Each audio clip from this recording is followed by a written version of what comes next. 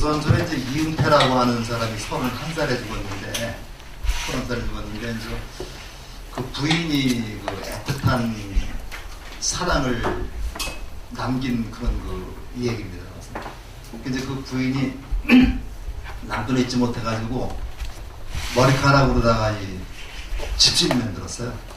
집신을 만들고, 그 다음에 남편에 대한 사랑을 적은 없는 편지, 한글로 쓴 편지를 갖다 이렇게 같이 묻었는데, 나중에 이제 이장을 하려고 거기 파보니까 그 시신이 미라가 되어 있거든요. 썩질 않아가지고 그 편지하고 그 머리카락으로 엮은 그 집신이 발견이 됐습니다.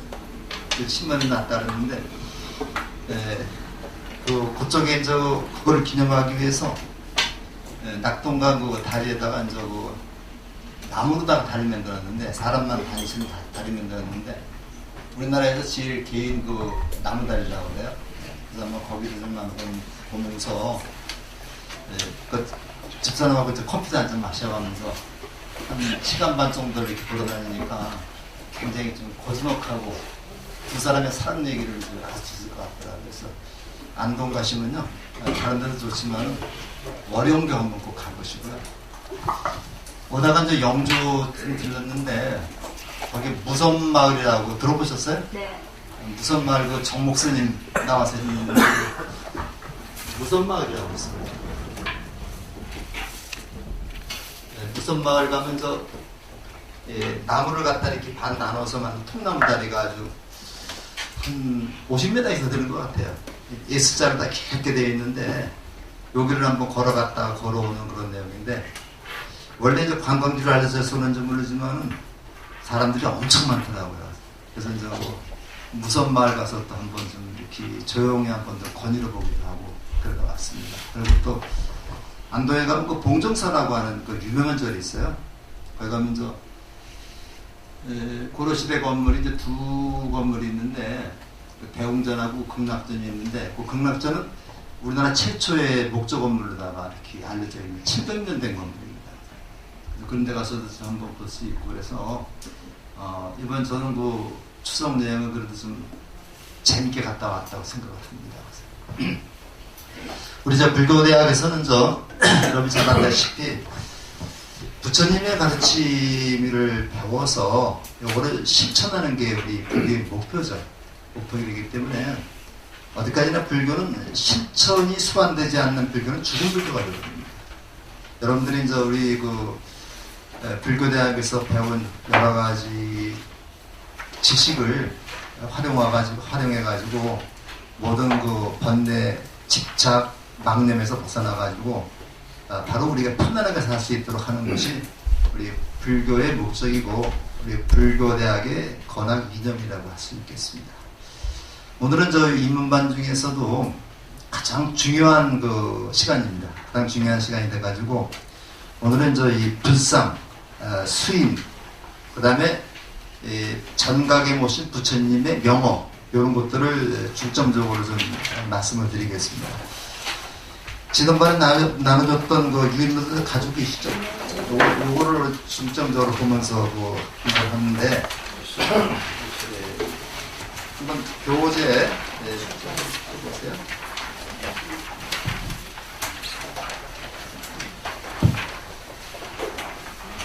교재 258쪽을 좀 해보시기 바랍니다. 교재 258쪽에 보면요,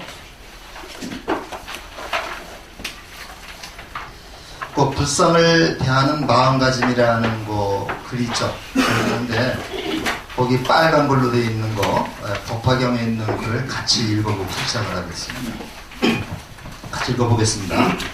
만약 어떤 사람이 부처님을 위하는 까닭으로 여러 생명을 설립하여 조각하여 이러 불상을 이루면 이는 다 이미 불도를 성취했느니라. 심지어 아이들이 장난으로 총 또는 붓을 써서 혹은 손톱으로서 불상을 그려도 이와 같은 모든 사람은 공덕을 쌓아서 내리시는 부족하여 다 이미 불도를 성취했느니라. 이거 이제 법화경에 나오는 얘기예요. 장난 삼아서 뭐 이렇게 그림으로다가 부처님을 그린다거나 또는 저 손톱으로다가 그린다거나 이것도 다 뭐예요? 공덕이 있다는 얘기죠. 혹시 저기 가보셨는지 모르지만은 구례에 가면요, 또 화엄사 그 건너편에 오산이라는 산이 있는데 거기 사성암이라는 암자가 있습니다. 혹시 가보신 계세요?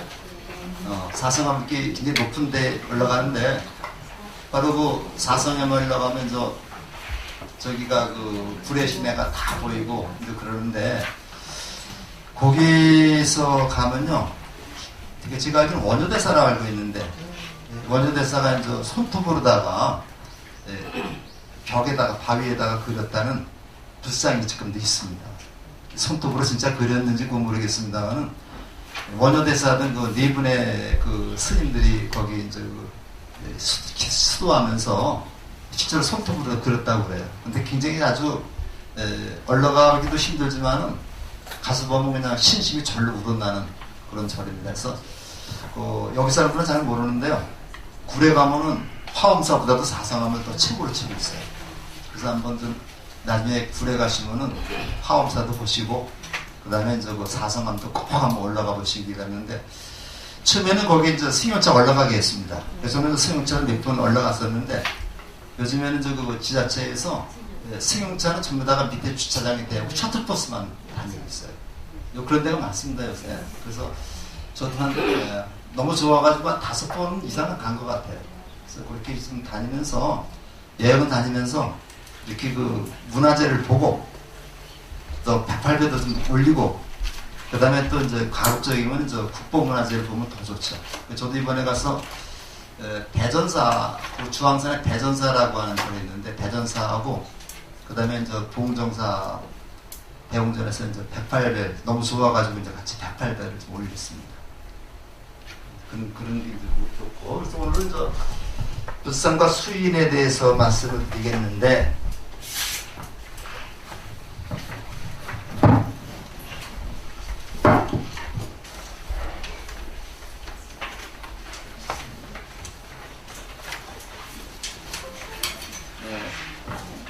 요거는 제가 만든 자료인데 요거부터 보고서 얘기 좀 하도록 하겠습니다.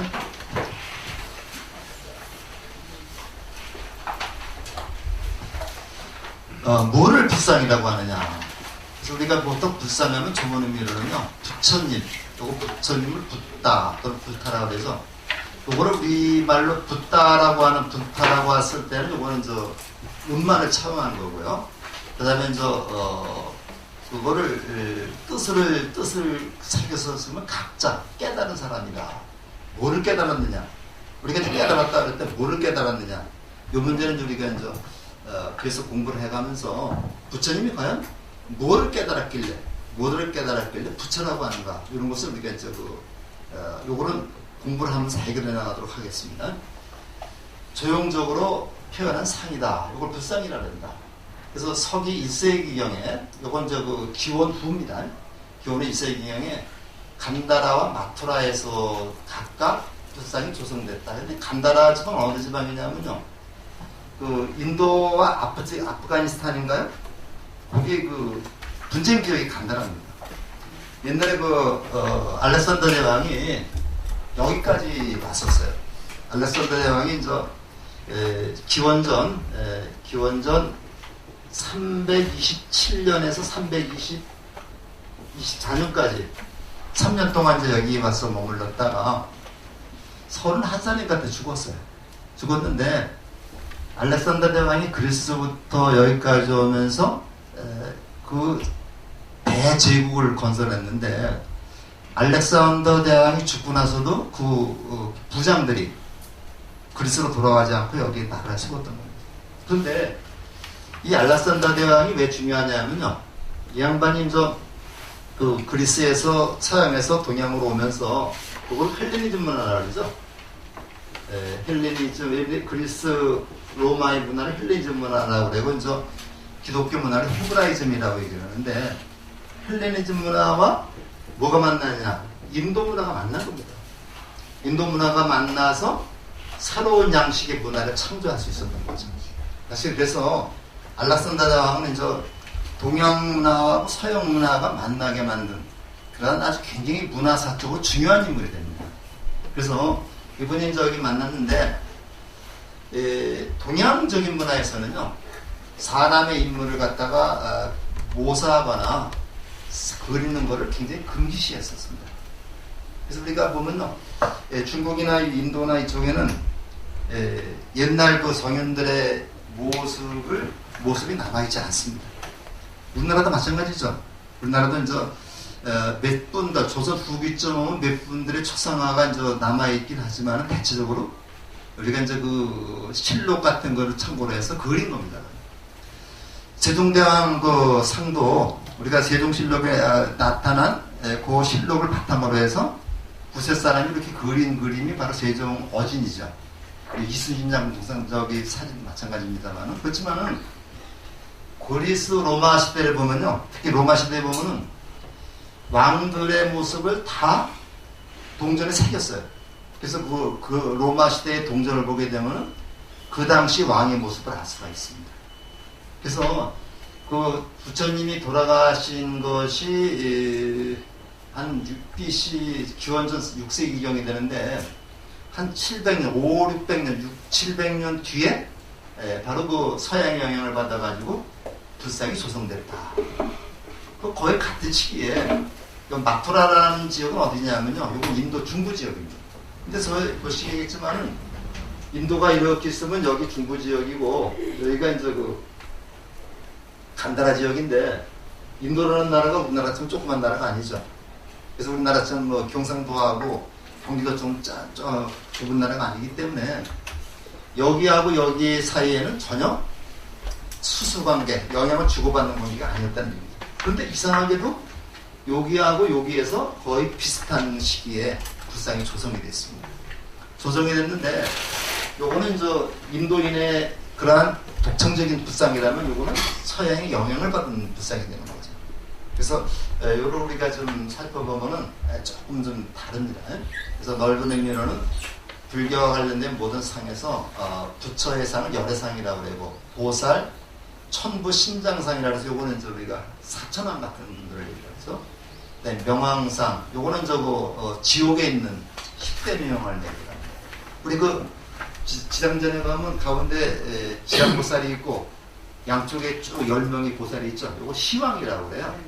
시왕이라고 그러는데 요거를 시왕이라고 쓰지만 읽을 때는 시왕이라고 읽습니다. 시왕이 아니라 이렇게 읽는데 그 다음에 나한상은 저 부처님의 제자들 아라한의 상이고 조사는 그 스님들 상이 모두 포함해서 좁은 의미로는 부처님의 상만 얘기를 하지만 넓은 의미로는 이것들을 모두 포함해서 불상에 포함시킨다. 그 다음에 그러면 조금만 더 보겠습니다. 간다라 불상하고 마투라 불상을 한번 비교를 해보겠습니다. 그래서 우리가 알다시피 간다라 불상은 유럽의 영향을 많이 받았다. 그래서 유럽인의 모습을 이목구비에서 볼 수가 있다. 그러니까 그래서 어떤 사람은요, 당시 그 간다라 지방에서 가장 훌륭하고 가장 이상적인 사람이 누구였겠어요? 알렉산더였겠죠. 그래서 알렉산더 그 부하들이 세운 나라들이니까. 그래서 알렉산더의 모습을 불상을 만들 때 거기에다가 이용했다, 활용했다. 그래서 그 불상이라는 것은 부처님 시다르타 태자의 원래의 모습이라기보다는 알렉산더 대왕의 모습이다. 이렇게 얘기를 하는 사람들이 있습니다. 그래서 실제로 이거 보면 서양인의 모습을 많이 띄고 있어요. 그리고 머리도 곱슬머리를 돼 있죠. 근데 아마 그 당시에 그 불상을 만들려는 사람은 이왕이면 부처님을 가장 이상적인 모습으로다가 만들고 싶었겠죠. 그러니까 이제 거기에 곱슬머리라든가 그다음에 여기에 이제 그 백호가 있죠. 거기 있는 거는 아마 그 당시에 가장 그 유행하고 가장 이상적인 모습이었지 않았나. 그래서 그렇게 생각이 될 수 있습니다. 실제로 우리가 인터넷 한번 뒤져보면요. 부처님이 그 출가하기 전의 모습이라고 하는 것들이 사진이 두 가지가 있습니다. 그러니까 제자가 스케치했다는 그런 모습도 있고 그런데 그 모습과 어떤 분은 닮았다고도 얘기를 하는데 그 모습과는 전혀 다른 그런 것이 불상의 모습이에요. 근데 불상이 또 시대에 따라서 또 지역에 따라 다릅니다. 인도 불상하고 우리나라 불상하고 다르죠. 그러니까 인도 불상은 인도 사람들이 이상적으로 생각하는 그런 인간의 모습이고 한국 불상은 한국 사람들이 가장 좋아하는 인간의 모습인데 그 인간의 모습도 고려시대의 모습하고 조선시대의 모습이 달라요. 그러니까 기준이 다른 거죠. 그래서 우리가 그 미인의 기준도 조선시대의 그 미인의 기준하고 그 다음에 고려시대의 미인의 기준이 달랐겠죠. 달랐는데 마찬가지로 불상도 조선시대의 조성한 불상하고 그 고려시대의 조성한 불상이 같을 수가 없는 겁니다. 또 사람들이 세종대왕 때같이 아주 그 태평성세에 만든 불상하고 연산부 때와 같이 아주 어려운 때 불상은 또 달랐겠죠. 사람들이 먹고 살기 힘든데 쪼들릴 때 가난할 때 만든 불상은 그건 마른 불상이고요. 실제로 그렇습니다. 그래서 그 여유 있을 때 만든 불상은 좀 살도 찌고 두덕두덕한 불상이고 그렇게 만드는 겁니다. 그 다음에 곱슬머리도 있고 눈은 반쯤 감고 아래를 쳐다보는데 이걸 반개라고 해요. 이걸 반개라고 그러는데 이 반개가 뭐냐면 이걸 반개라고 합니다. 눈을 반쯤 뜨고 있으면 가장 선정되니까 좋다고 해요. 근데 눈을 감아버리면 어떻게 됩니까? 잠을 자게 되죠. 잠을 자게 되는데 그래서 그 부처님이나 보살의 그 눈은 반개를 하고 약간 아래를 쳐다보는데 이게 바로 우리 참선할 때 자세입니다. 참선할 때 가부좌를 들고서 그 다음에 선정인을 하고 눈은 반쯤 뜨고 바로 한 1m쯤 앞에 보면은 바로 이것이 빗을 쳐다보는 그런 모습이 돼요. 근데 신장상은 달라요. 우리 이제 그 법당에 가서 법문하겠지만은 신장상의 눈은 동그랗습니다. 왜 동그라요? 부처님의 말씀을 한마디도 빼놓지 않고 들으려고 해서 동그란 거예요. 그렇기 때문에 우리가 그 법회할 때 신장상한테 뭘 설해줘요? 반야신경을 설해주죠. 그래서 반야신경을 설할 때는 반야신경을 봉독할 때는 반드시 신장상을 향해서 내가 부처가 돼서 신장상한테 반야신경의 위치를 설명해 주는 겁니다. 그 다음에 깊은 사유에 잠긴 모습이기 때문에 약간 우울한 모습으로 볼 수 있고요. 통견이라고 해서 우리가 그 옷을 입을 때 양쪽 어깨를 다 덮어서 입는 걸 통견이라고 그래요. 그 다음에 오른쪽 어깨를 드러내고 입는 거를 편단 우견이라고 얘기하죠. 그래서 우리가 절에 가보면은 부처님이나 보살이 편단 우견을 하는 경우가 있고 통견의를 하는 경우가 있습니다. 우리 절에 우리 법당의 부처님은 어떤 부처님은 어떻게 입고 있어요? 양쪽을 다 이렇게 입고 있습니다. 통견의를 입고 있어요. 근데 이제 어떤 절에 가면 이 편단 우견을 하고 있는데 약간 다릅니다. 근데 이제 그 편단 우견이라고 하는 거는 옛날 인도의 풍습으로서 상대방에 대한 공경의 표시를 나타내기 위해서 한쪽 어깨를 드러내는 모습, 드러냈다고 그래요. 그 다음에 신체가 두터운 옷에 가려져서 나타난다. 그 다음에 인간의 모습을 사실적으로 표현했다. 기원 후 1세기 말에서 2세기 초에 제작된 것으로 우리가 알 수가 있습니다. 그러면 그 다음에 마투라 불상의 특징을 한번 봅니다. 마투라 불상은 아까는 서구인의 모습을 닮았는데 여기는 이제 인도 중국이기 때문에 인도인의 머리를 하고 있다. 머리는 민머리를 하고 있다 그러는데요. 여기 전에 보면 이렇게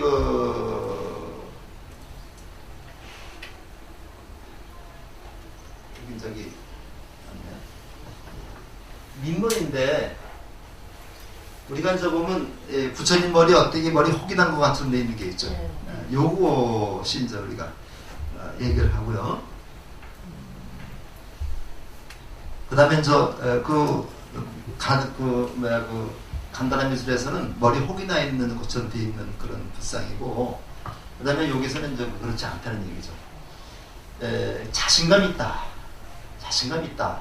이건 아마 유럽의 영향을, 그리스의 영향을 받은 거하고 조금 좀 달라서 인도인의 독특한 자긍심이 나타났다고 보면 되겠습니다.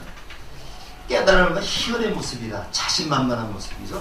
앞에서는 약간 우울한 모습이라 그랬죠. 활달한 생명이 넘친다. 편단우견, 오른쪽 어깨를 드러내서 있는 그런 표시였다. 이것은 일도의 풍습이 더 드러나 있다는 얘기죠. 그 다음에 얇은 옷에 밀착돼서 나중에 드러나고 건강하고 평면감이 있다. 그러니까 자기 몸매에 자신감이 있다는 얘기죠. 그 다음에 인간의 모습을 이상적으로 표현했다. 이것도 거의 같은 시기가 되는데 이것이 또 합쳐집니다. 합쳐져가지고 구타불상이라는 게 나와요. 그래서 이 부양식이 과도기를 거쳐서 구타시대, 인도에 이제 구타시대라는 시대가 있는데 이때 양쪽 불상에서 좋은 점만 다 딴 겁니다. 좋은 점만 따가지고 가장 이상적인 불상이 탄생하는데 이걸 우리 구타시대 불상이라고 해요. 근데 구타불상의 특징은 이목 꾸미는 마투라 양식이지만 머리카락은 두 지역이 결합하여 나발 형식을 이뤘다. 나발이라는 게 이제 우리 여기 혹이 난 것처럼 이렇게 머리를 꽈가지고 여기다 얹어놓는 거죠. 근데 그 머리는 곱슬머리가 되는 거예요. 그래서 우리가 어떤 절에 가보면요, 불상의 모습이 나발을 이렇게 묶어서 여기에 상투 틀은 것처럼 돼 있는 데가 있습니다. 이런 형식인데 결과적으로 한국과 중국에서는 이 구타불상에 들어와서 중국에서는 중국 나름의 불상으로 만들어지고 우리나라에 와서 우리나라 나름의 불상으로 만들어지게 된 것이다. 이것이 이제 우리 불상에 대한 일반적인 원론이 되겠습니다. 그러면요.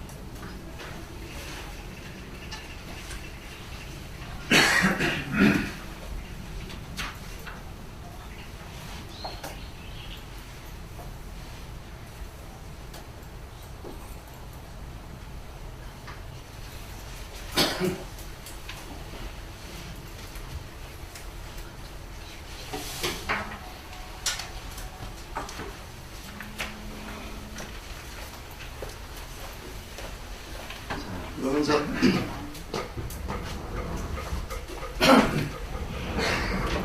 오늘은 오늘 가진 요겁니다. 그래서 부처님과 보살님은 어떤 모습을 하고 있고 어떤 역할을 하나. 그래서 우리가 그걸 하기 전에 불상의 양식을 한번 공부해 봤던 겁니다. 자, 또 넘어가시고요. 자, 불상의 모습입니다. 자, 불상의 의미와 유래인데 불상이 예배 대상이 되는 부처님과 불상의 모습을 형성했다 얘기하는데 설화에 보면 불상이 부처님 생존 당시에도 있었다는 그런 설화가 있습니다. 우전왕이라고 하는 왕이 있었는데 인도에 우전왕이라는 왕이 있었는데 어느 때 부처님의 생애를 보면요, 부처님이 종종이 묘연한 때가 있었습니다. 제자들 아는도 모르고 사라진 때가 있었는데 몇 달 동안 사라질 때가 한 100일 정도가 됐는데, 근데 그거를 설화해 보면은 어머니 돌아가신 마야 부인의 어머니를 제도하기 위해서 33천 거기 가지 있었다. 그래서 부처님이 안 계셨었는데 우전왕이라는 왕이 부처님 모습이 너무 보고 싶어서 나무로다가 부처님의 불상을 모습을 조각해서 모셨다. 이것이 불상의 기원이다. 이렇게 얘기하는 사람이 있는데 이거는 거의 신빙성이 없습니다. 신빙성이 없고 우리가 보기에 부처님이 하늘로 올라가서 33층 올라가서 어머니를 제도했다는 것도 그렇게 고지고대로 믿기 어렵죠. 어려운데 불전에 부처님 생애 보면 그런 경우가 많이 있어요. 부처님이 이렇게 얘기하는데 제자들이 많아지면서 제자들 간에 갈등이 생기는 겁니다. 갈등이 생기고 서로 싸우고 그러니까 부처님이 몇 번 불러다가 좀 야단을 쳤어요. 이렇게 싸우지 말아야 야단을 쳐도 이 사람들이 한 일주일 정도 얘기 듣다 안 듣습니다. 그러니까 부처님이 그냥 종족수를 사라져버려요. 산으로 사라져버리니까 이 친구들이 부처님이 사라진 걸 보고서 이러면 안 되겠구나 하고 다시 싸움을 멈추고 부처님을 모셔오는 그런 얘기가 몇 번 나오거든요. 그래서 아마 쟤는 그것도 부처님이 하늘로 간 건 아니고 제자들을 좀 가르치기 위해서, 꾸짖기 위해서, 그래서 우리가 부처님이 조금 좀 자리를 옮겼지 않나 생각을 할 수 있습니다. 그건 제 생각입니다. 그리고 이제 그 경전에 보면 암경이나 니까에 보면은 부처님이 제자들을 호되게 야단치는 얘기도 나와요. 종교적인 게 아니고 아주 그 어떤 경우에는 말 같지도 않은 말 하지 말아라 이런 얘기를 하는 경우는 나옵니다. 그래서 그 사람의 근기에 따라서 어떤 눈물이 찔끔찔끔 나올 정도로 야단을 치기도 합니다. 논어에도 보면 그래요. 논어에도 보면 그 공자님이 제자들하고 이렇게 얘기를 하는데 어떤 제자가 똑같은 건 물어도 자공이 물었을 때하고 자로가 물었을 때하고의 대답이 다릅니다. 예를 들어 군자가 뭡니까? 라고 했을 적에 자공이 물었을 때하고 자로가 물었을 때하고 대답이 달라요. 왜냐하면 그 사람의 근기에 맞춰서 그 얘기를 하는 거거든요. 그 부처님도 그렇고 그래서 그 공자님도 제자들이 잘못했을 때는 호되게 하나를 칩니다. 이것이 논어에 그대로 나와 있어요. 그것도 암기에 그대로 나와 있습니다. 그래서 우리가 이제 그 논어나 그 다음에 이제 그 암기 같은 경전을 같이 읽다 보면요, 공자님이나 부처님이나 제자들을 가르치기 위해서 매우 고심했던 흔적이 나와 있습니다. 그냥 그분들이 그냥 적당하게 된 게 아니라 그만큼 제자들보다 더 피나는 노력 이걸 공부를 했기 때문에 제자들을 가르칠 수 있었던 거죠. 그래서 이제 우리가 이제 요구는 하는데 그러면 이제 우리가 그쪽에 그 BC 600년 정도의 그 부처님이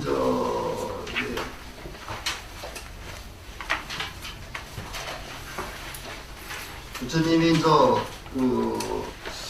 624년에 태어나셔가지고요 544년에 돌아가신 걸로 되어 있습니다.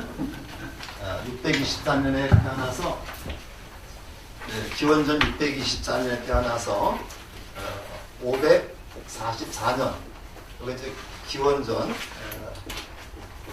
여기 이제 태어나서 돌아가신 걸로 되어 있는데 여기다가 2017년을 더 해보세요. 그러면 뭐가 됩니까? 61년이 2561년이 되죠. 올해가 이제 불기 2561년인데 부처님의 그 불기라고 하는 것은 부처님 돌아가신 해부터 따지는 겁니다. 이거 알고 계시죠? 부처님 돌아가신 해부터 따지게 되는 건데 다른 그 예수님이나 공자님 같은 경우는 그 탄생된 해부터 따졌는데 왜 요 불기는 돌아가신 뒤부터 따지느냐? 뭐 정확한 건 알 수 없지만요. 부처님이 돌아가시고 나서 제자들이 부처님을 굉장히 그리워했다고 그래요. 그래서 돌아가시고 나서 이제 1년이 되고 나서는 부처님 돌아가신 지 1년이 됐구나 하고서 달력에다가 점을 하나 찍습니다. 또 돌아가시고 나서 2년 되면 2년이 됐구나 하고 1년마다 한 번 점을 찍어 갔다고 그래요. 그렇게 해서 이제 그 연대를 따진 건데 뭐 정확하지는 않지만 그래서 이제 우리 불교도 우예라고 하는 WFB라고 하는 그런 그 단체가 있거든요. 거기에서 이제 그 불기 2500년 때 아주 이렇게 확정을 했어요.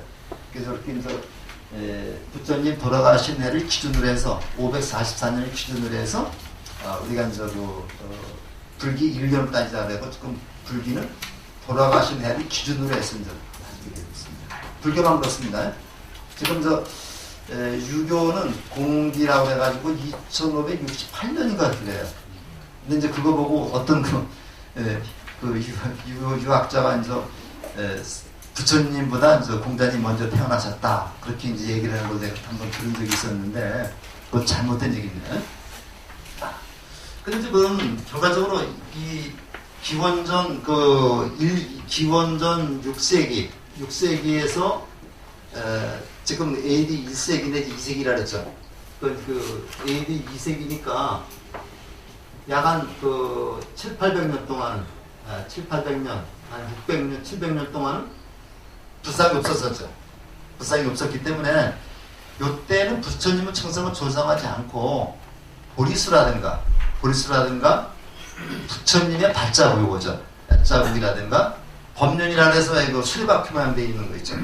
그 수레바퀴 되어 있는 모양 법륜, 탑 요런 것들 예배의 대상으로 삼아된 거죠. 근데 이 보리수라고 하는 나무는요, 여기 원래 이 보리수라고 하는 이름이 가지고 있었던 게 아니라 원래 핏발라나무라고 그러는데 그 핏발라나무 밑에서 부처님이 깨달았죠. 근데 깨달음이라는 말을 보리라 그러거든요. 그래서 그 핏발라나무를 부처님이 깨달았기 때문에 그 나무 이름이 보리수라는 겁니다. 그렇게 봐야 됩니다. 원래 보리수라는 나무가 있는 건 아닙니다. 그래서 이제 됐는데 요때 이제 무불상 시대라고 해요. 불상이 없었던 시대다. 그 다음에 이제 부처님의 신체적 특징을 말할 때 이제 보통 30 이상 80 종호라고 얘기하는데요. 부처님의 특징이 32가지의 큰 특징이 있습니다. 32가지 큰 특징이 있고 80가지의 아주 작은 특징이 있습니다. 그래서 우리가 30 이상 80 종호라고 얘기를 하는데 요게 이제 그 경전에 보면 다 나와 있습니다. 다 나와 있는데 뭐 머리로 곱슬이다, 뭐 발바닥이 뭐 평평하다, 뭐 발바닥에 법륜이 있다 이렇게 다 나와 있고 심지어는 그 음경의 크기까지 나옵니다. 그런까지 나오고 그러는데 여기서 부처님의 그 얼굴을 말할 때 30 이상의 상자와 그 다음에 80종호의 호자를 따가지고 부처님의 얼굴은 상호라고 그럽니다. 부처님의 얼굴은 그냥 얼굴이라는 게 상호라고 그래요. 부처님 상호라고 얘기합니다. 요거 좀 기억해 두시기 바랍니다. 부처님의 얼굴은 상호, 임금님 얼굴은 뭐라고 그래요? 용화. 이렇게 다른 거죠. 그 다음에 금빛의 몸이고 미간에 백호가 있어가지고 이제 그 경전에 보면 백호에서 빛을 쫙 발해가지고 뭐 지옥까지 뭐 비쳤다는 얘기 나오고 그럽니다. 그 다음에 나발, 그 다음에 이거 머리 틀어서 올린 거죠. 6개 이런 것들이 있다. 그 다음에 금색 몸이라고 하는 거는요. 이거는 우리가 그 중국에 오면서 요것이 조금 좀 바뀐 거로 보는데 금색이라고 하는 황금색, 노란색이라고 하는 색깔이 우주의 중앙을 나타내는 색깔입니다. 우주의 중앙을 나타내는 색깔입니다. 그래서 동서남북에 따라서 다 색깔이 다르죠. 그래서 그 총룡, 백호, 주작, 효무 해가지고 동쪽은 파란색, 남쪽은 그 빨간색, 서쪽은 하얀색, 북쪽은 까만색, 가운데는 저 황룡입니다. 그래가지고 노란색이 되죠. 그래서 우주의 중심이 바로 노란색입니다. 그래서 노란 금물을 입힌 것이고 중국의 영화를 보면 천자는 노란 옷을 입죠. 근데 우리나라는 제국이라고 했기 때문에 노란 옷을 입지 못합니다. 그리고 이제 불상의 모습 시대에 따라서 조금씩 다르다. 조금씩 많이 다르죠. 많이 다르서 이제 우리 한국 불상은 한국인의 모습, 중국 불상은 중국인의 모습 이런 식으로 우리가 보면 되겠습니다. 그 다음에 불상의 종류인데 열애상입니다. 부처님상인데 열애상은 부처님의 모습으로 나발의 형태의 가사를 거치고 있다. 요거 지금 이게 양통견입니까? 편단견입니까? 통견이죠. 이렇게 통견입니다. 여기 통견이고 그 다음에 보살상은 머리에 보관을 쓰고 있고 이 천의가 뭐 잘못 썼어요. 이 천의가 의자, 오대자가 돼야 됩니다. 오대자가 돼가지고 천의라고 하는 거 하늘나라 천녀들이 입는 옷이라는 뜻인데요. 이 천의라고 하면은 저거는 꿰맨 자리가 없다 그러죠. 천녀들이 입는 옷은 꿰맨 자리가 없다. 이거 무슨 얘기예요? 자연스럽다는 얘기예요. 자연스럽다. 우리가 입는 옷은 전부 다 꿰맨 자리가 있죠. 이건 인위적이라는 얘기죠. 그래서 천이라 그러는데 아직 보살은 부처가 되지 않은 그런 그 분들이기 때문에 부처가처럼 자기 몸을 장엄하기 위해서 장신구를 붙이는 겁니다. 우린 특히 요즘에 남자들도 많이 합니다만은 여자들이 이제 자기 몸을 좀 장엄하고 아름답게 보이기 위해서 화장도 하고 좀 귀걸이도 달고 그러죠. 마찬가지로 이쪽의 보살은 자기 몸을 장엄하게 보이기 위해서 이렇게 관을 쓰고 보관을 쓰고 이렇게 옷을 치장을 하고 그 목걸이도 또 달았죠. 근데 그 부처는 이미 위없는 자리까지 오른 사람이기 때문에 이걸 자기를 장식할 필요가 없는 겁니다. 로마 시대 영화를 우리가 보게 되면요, 로마 황제는 왕관을 쓰지 않습니다. 이거 이제 동양은 왕관을 썼지만 로마 시대 황제들은 왕관을 쓰지 않고 맨머리예요. 그건 내가 최상의 위치에 있기 때문에 몸을 치장할 필요가 없다는 얘기죠. 바로 그런 영향을 아마 받은 것 같아요. 그 다음에 근데 일반적으로 보살삼을 이렇게 쓰지만은, 보관을 쓰지만은, 지장보살은, 여기 있죠? 뭐였죠? 지장보살은 그 보관을 쓰지 않습니다. 일반적으로 보관을 쓰지 않은데, 그리고 이제 그 두 권을 쓰거나 그러는데, 그 지장보살도 이제 여러 가지 보면, 10지장이 있습니다. 10지장이 있는데, 그쪽에는 이제 보관을 쓴 지장보살도 있습니다. 양주에 가면요, 10지장사라는 절이 있어요. 10지장사라는 절이 있는데, 이제 지장보살 10분을 모신 거예요. 그 법당이 엄청 큰데, 거기 가면 그 양쪽에 지장보살 5분씩 10분을 모시고, 가운데 석가모니 부처님을 모셨는데, 거기는 보관을 쓴 지장보살도 있습니다. 그리고 우리 지장도량이 굉장히 많이 있는데, 여러분들이 이제 나중에 한번 꼭 가보실 때가, 고창에 가면 선운사라는 절이 있어요. 선운살 그분인데, 거기 가면 동백꽃도 예쁘지만, 이제 9월 말에서 10월 초에 가면은, 꽃무릇인가요? 상살. 되게 새빨갛습니다. 새빨갛고, 그 옆에 가면 그 서정주 시인 생가도 있습니다. 거기 가면 국화꽃이 또 만발해 있고, 서정주 기념관도 있고, 그런데 한번 그 지장보살을 만나기 위해서는 그 선운사를 가야 됩니다. 선운사에 가면 3지장이 있어요. 지장보살이 3분이 계신데, 그 선운사 큰 절에 지장전이 있습니다. 근데 굉장히 그 대웅전보다 더 화려하게 만들어 놨는데, 거기 가면 그 지장보살님이 굉장히 이뻐요. 이쁜데, 그 지장보살님은 참 기구하게도 일본에 갔다 오신 그런 지장보살입니다. 한번 대웅전도 대웅전이지만, 대웅전 참배하고 나서 반드시 지장전 한번 조금 옆에 좀 있습니다. 그 다음에 거기서 1시간 정도 올라가면 유명한 도서람이 있죠.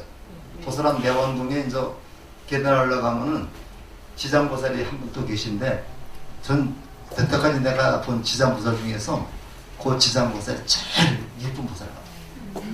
그 다음에 그 도서람 가기 전에 오른쪽으로 빠지면 참당암이라는 그 암자가 있어요. 참당암이라는 암자가 있는데, 거기 가면 돌로 만든 지장보살이 계신데, 이렇게 선운사 가면 3분의 지장보살을 꼭 보시고 가야 됩니다. 그래서 천장보살, 지지보살, 지장보살이라. 그래서 나오는데, 이건 지장보살은 아니죠. 그래서 우리가 이런 것들은 하나하나 우리가 배워가는 겁니다. 신장은 무장상을 모습을 하고 있는데, 우리 그 사천왕이라든가 금강석사라든가, 그 다음에 법당에 모신 그 신중단이 있죠. 여기 모습이고요. 그 다음에 나한상, 여기 나한의 모습인데, 나는 부처님의 제자들입니다. 원래는 아라한이라 했어요.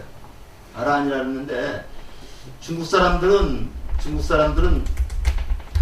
그 자를 2자를 좋아해요. 그래서 아자를 빼버려가지고 나한님 그러는데, 여기 아라한인데 이렇게 머리는 삭발하고 부처님의 제자 승려의 모습으로 되고 있는데, 모습이 아주 굉장히 해학적이죠.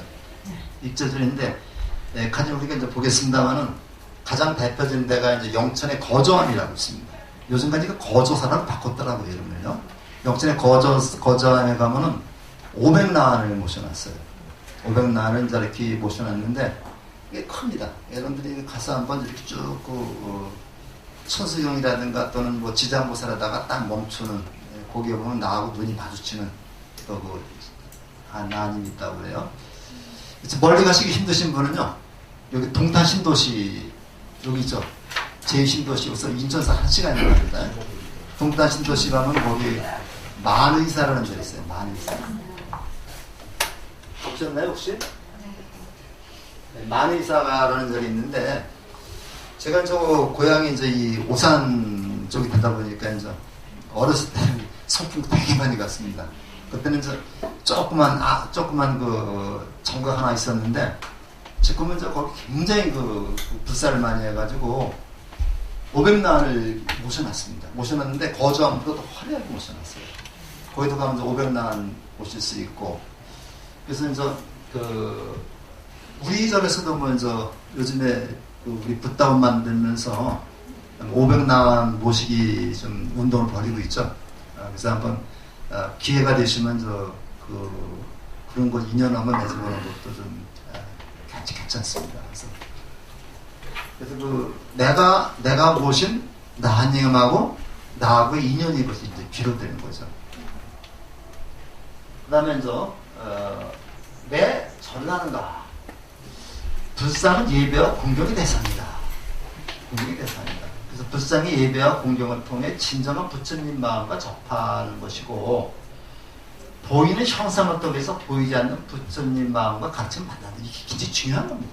우리가 이제 불상을 가지고 우상숭배라고 하는 그런 사람들도 있습니다. 집에 보통 부모님 돌아가시거나 그러면 부모님 사진을 갖다 걸어놓죠. 걸어놓고 우리 아들이 저 미국 유학을 갔다. 그래서 지금 보기 힘들다면 핸드폰에도 아들 또 손자 사진 갖다가 해놓죠. 아마 저도 마찬가지로 저도 그렇습니다만은 내 스마트폰에는 우리 손자 사진들만 가득 있어요. 심심하면 보고 그러죠. 그래서 컴퓨터에도 집어넣고 그러는데, 그런 게 바로 왜 그러는 겁니까? 그게 우상숭배입니까? 그런 보이는 형상을 통해서 보이지 않는 아들 또는 손자하고 대화를 하는 거죠. 그러니까 부모님의 사진을 갖다가 걸어놓은 것은 부모님의 사진을 통해서 돌아가신 부모님을 갖다 그리워하고 마음적으로 만나는 겁니다. 그래서 우리가 불상이라고 하는 것도요, 지금은 보이지 않지만은 그러한 청상을 통해서 부처님을 뵙고 부처님의 가르침을 우리가 배우는 것으로 봐야 돼요. 그렇기 때문에 그건 우상숭배가 아니라고 봐야 되는 거죠. 그래서 부처님과 하나가 되는 겁니다. 그래서 신행의 대상으로 볼 때 불상은 불보살의 화연이다. 그래서 석가모니 부처님의 다른 모습으로 또 다른 모습으로 나타나는 것이 이 불상이라는 거죠. 그러니까 우리가 직접 불상은 우리가 볼 수 없습니다만은, 부처님, 석가모니 부처님 볼 수 없습니다만은, 불상을 통해서 2500년 전에 그분과 만나는 겁니다. 그렇게 우리가 볼 수가 있습니다. 그래서 불상은 우상이 아니다. 아주 단정적으로 얘기했습니다. 이게 우리가 그런 저기를 많이 들어요. 많이 듣는데, 이웃종교 믿는 사람들한테 불교가 우상숭배가 아니냐, 이렇게 많이 듣는데, 여기다 아무 말도 못하죠. 근데 이런 것을 우리가 다 보면요, 우리가 논리적으로 불상이 우상이 아니라는 걸 설명할 수가 있습니다. 우상이라는 어떤 대상을 실체화하고 무조건적으로 절대시하는 거다. 이렇게 본다면 오히려 어떤 절대자를 모셔놓고 무조건 그분을 주인으로 받드는, 내가 종으로 자처하는, 이게 넓은 의미에서는 우상숭배가 아니겠느냐, 그런 생각을 할 수가 있습니다. 보이는 형상을 통해서 보이지 않는 부처의 마음을 찾는다면 이건 진정한 부처님을 챙긴다는 것이나 마찬가지다. 지도입니다, 이게. 그래서 우리가 부처님 앞에서 절을 올리면서 기도를 하는 것은 보이는 부처님을 통해서 내 마음속에 있는 내면의 불성을 다시 한번 확인하는 겁니다. 그러니까 기도를 하는 것을 볼 때 내가 솔직히 이렇게 얘기해서 나무를 깎아 만들거나 흙으로 만든 불상 앞에 암만 절을 해봤자 눈 하나 깜짝하지 않죠. 그렇지만 우리는 그 부처님의 이름을, 명호를 부름으로써, 이거 연불이라고 그래요. 부름으로써 내 안에 있는 불성을 찾아내는 겁니다. 이거 연불이라고 그러는데, 연불이라고 그러죠.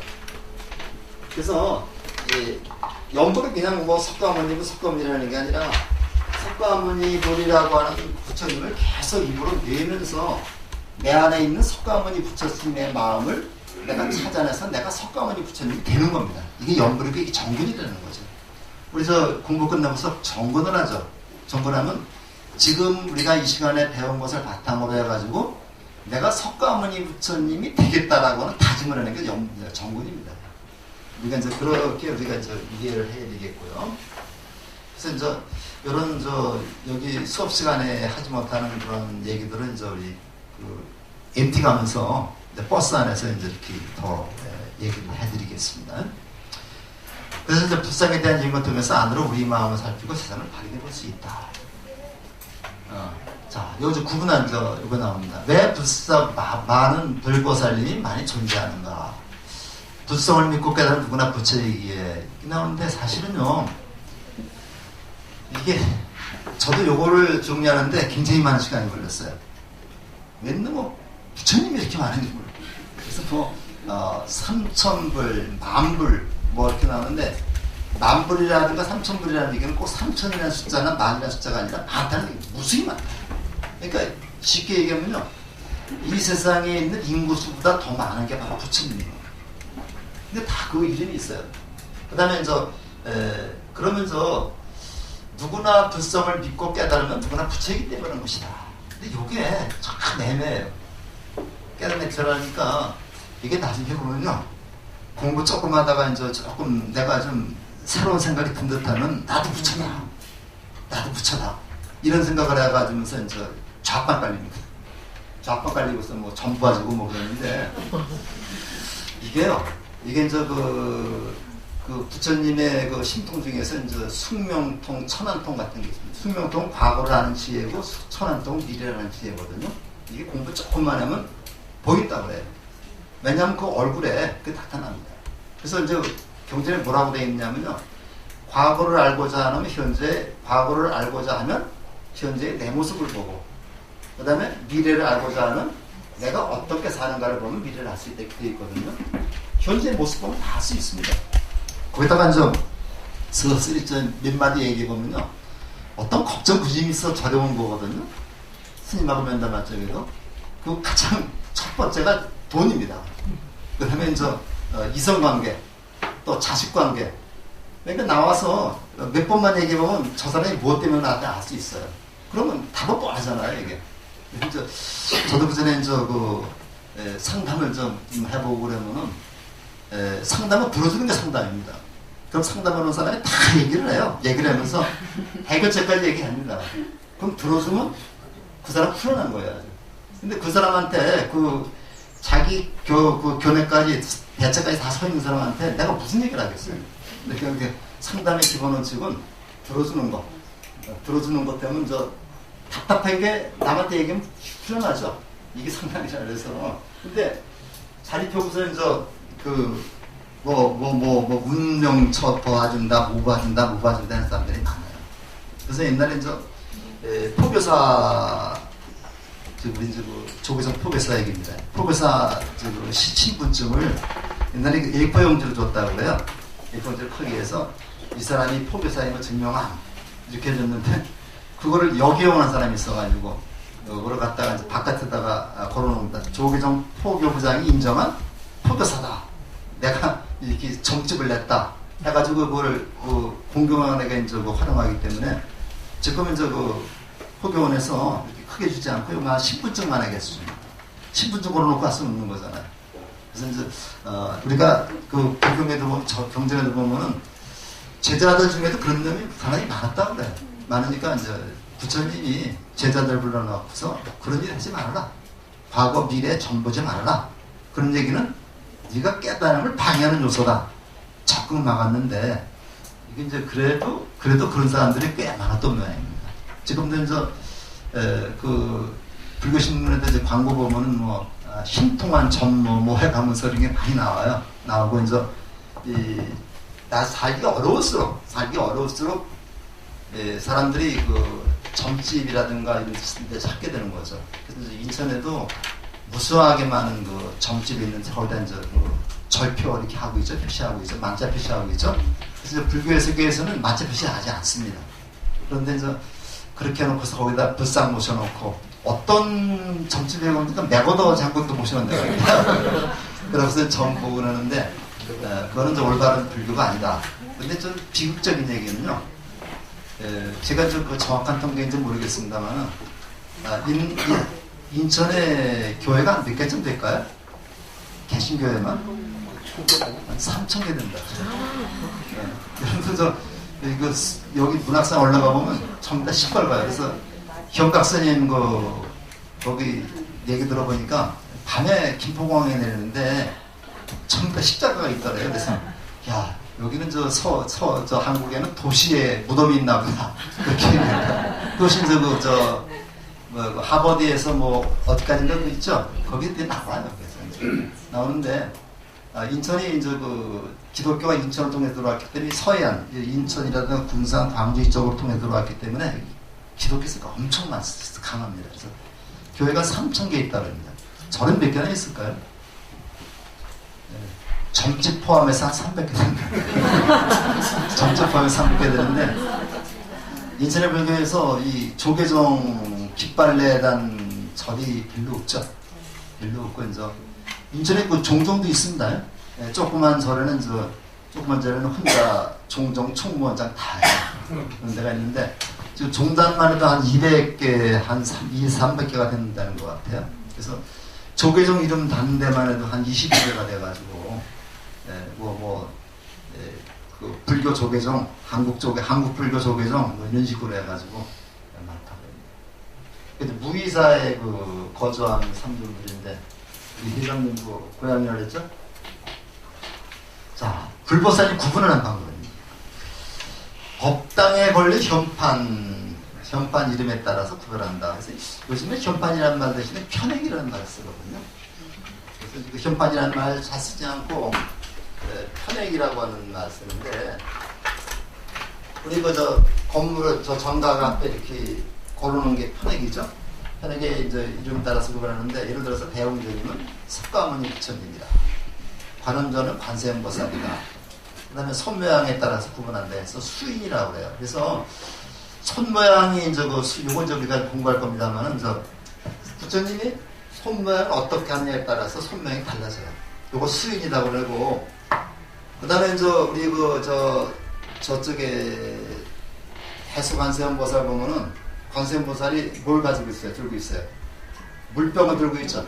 요거 이제 감로수병인데, 그 관세음보살이 들고 있는 병은 감로수병이고요. 그 다음에 약사열애불이 들고 있는 그 단지는 약합입니다. 이런 거는 개인이라고 해요. 그래서 우리가 엄밀히 얘기하면 개인하고 수익이 다른 겁니다. 이건 개인이라고 하는데, 어떤 그 물품을 들고 있는 그런 모습은 개인이라고 그래요. 그 다음에 물품들 손 모양, 그냥 맨손으로 있는 것은 수인이라고 그러는데, 그걸 합해서 수인이라고도 얘기를 합니다. 근데 엄밀히 얘기하면 이렇게 수인과 개인이 다른 겁니다. 이 손 모양에 따라서 어떤 손 모양을 하냐. 우리가 이제 항마 척진을 하게 되면 그 석가모니 그리고, 그 다음에 직권인을 하게 되면 비로자나 그리고, 이런 걸 공부를 할 겁니다. 삼존불인 경우에 주불의 성격에 따라서 가운데 모신 부처님이 주불입니다. 그래서 보통 주불을 좀 크게 모시는 경우도 있죠. 좌우 불보살님은 알 수 있는데, 예를 들어서 석가모니 부처님 같은 경우에는, 이건 아미타 거주하는 이거는 아미타 부처님 같은데요. 아미타 부처님이고, 요것이 관세음보살이고, 요것이 지장보살이죠. 이렇게 나오는데, 석가모니 부처님 같은 경우에는 좌우에 문수보살하고 보현보살, 부처를 세 모셨을 경우에는 그 약사열애불하고, 그 다음에 아미타불, 항상 요 부처님을 기준으로 해서 이것이 오른쪽입니까 왼쪽입니까? 여기 왼쪽이죠. 이게 동쪽입니다. 동쪽이고 이건 오른쪽 서쪽이 되겠습니다. 요 뒤가 북쪽이고 우리가 남쪽에서 부처님을 보게 되는 거죠.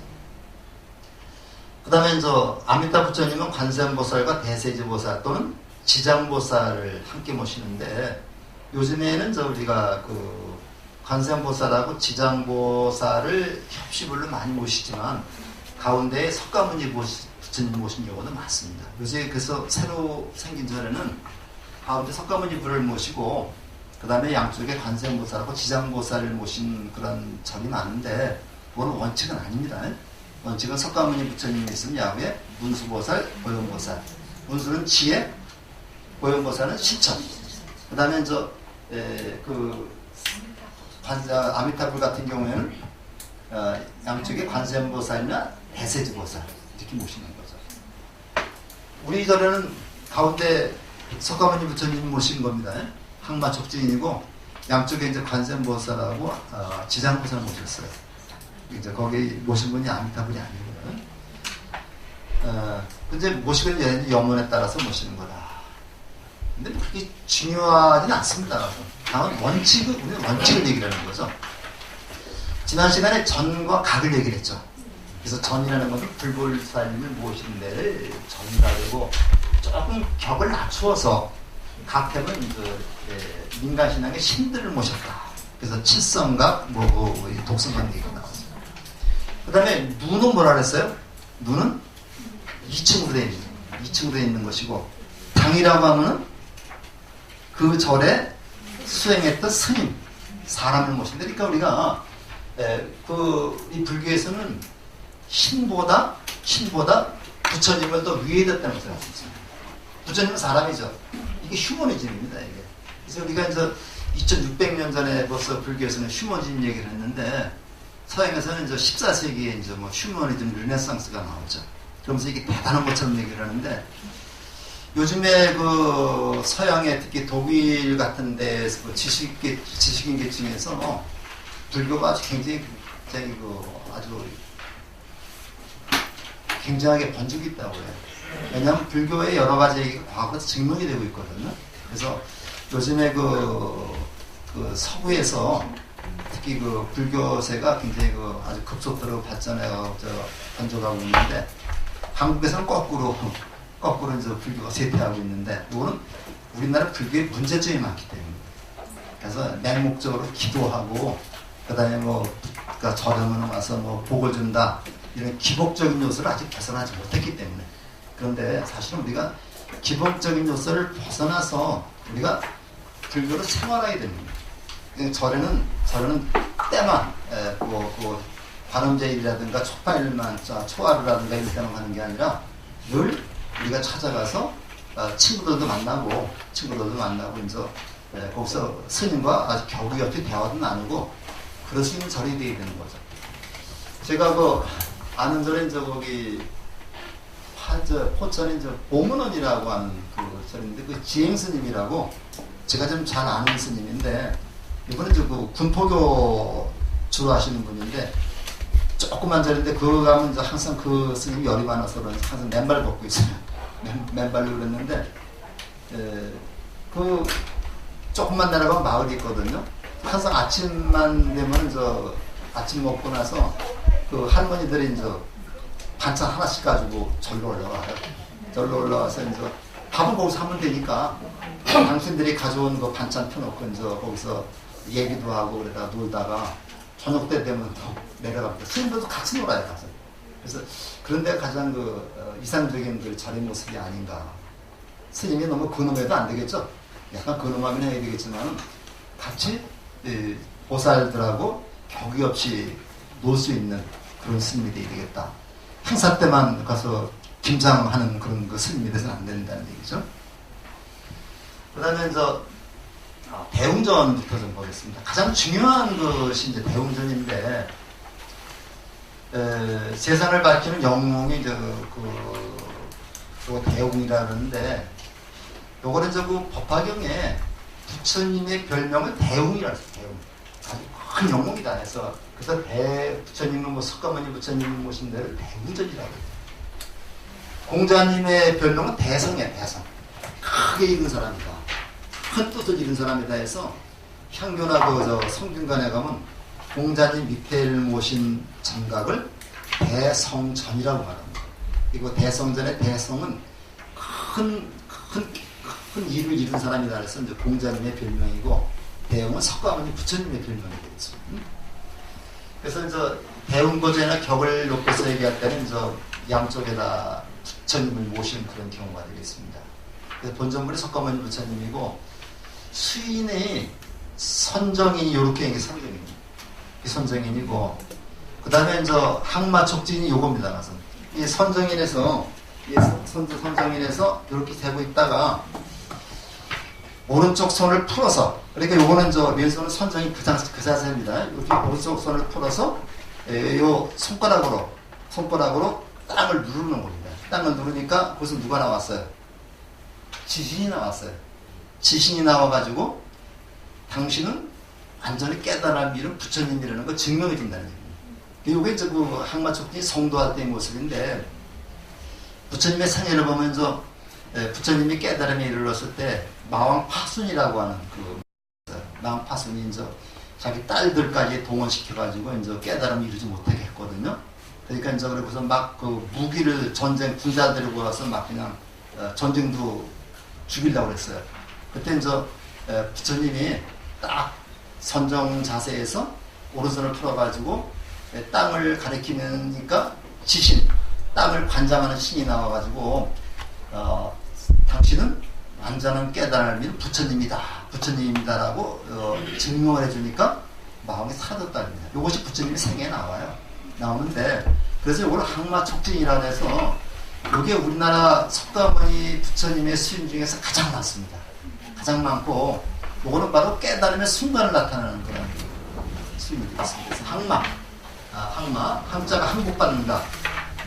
마왕을 항복받기 위해서 촉은 가리킨다는 얘기죠. 땅을 가리키는 그런 인이다. 요 인자는요, 요 인자는 우리가 인감도장으로 생각하면 됩니다. 그러니까 우리가 어떤 집을 봤다는 거야. 인감도장을 딱 누르면 증명이 되는 거죠. 그래서 우리가 이제 불교에서 쓸 때 인자는 증명한다, 인감도장이다, 이런 뜻으로 보면 됩니다. 그 삼법인이라는 말도 마찬가지입니다. 부처님의 가르침을 세 가지 법으로 증명해서 말하는 것이 삼법인이 됩니다. 그래서 이제 여원인이 있고 요거 시무인이 있는데, 여원인은 이렇게 하는 건데, 부처님 보면요 이렇게 된 모습이 있죠. 특히 이제 입상에서 있는데 이렇게 된 게 여원인이에요. 여기 여원이라 여자가 받아들인다는 얘기예요. 당신의 원을 받아들이겠다. 당신의 중생인들의 원을 받아서 내가 해결해주겠다. 이게 여원인입니다. 요건 시무인은 무해라는 게 두려움이죠. 두려움을 없게 해주겠다. 죽음의 두려움, 그 다음에 슬픔에 대한 두려움을 없게 해주겠다 해서 요걸 시무해인이라고 해요. 시자는 베푼다는 얘기입니다. 그래서 근데 항상 요렇게는 같이 입장에서 왜 같이 나타나요? 여원인하고 시무인이 같이 나타나기 때문에 요거를 묶어서 통인이라고 해요. 통인이라고도 얘기를 하는데, 여기엔 여기 나오죠. 선정인, 여원인, 시무회인, 그 다음에 여기엔 전법륜인인데,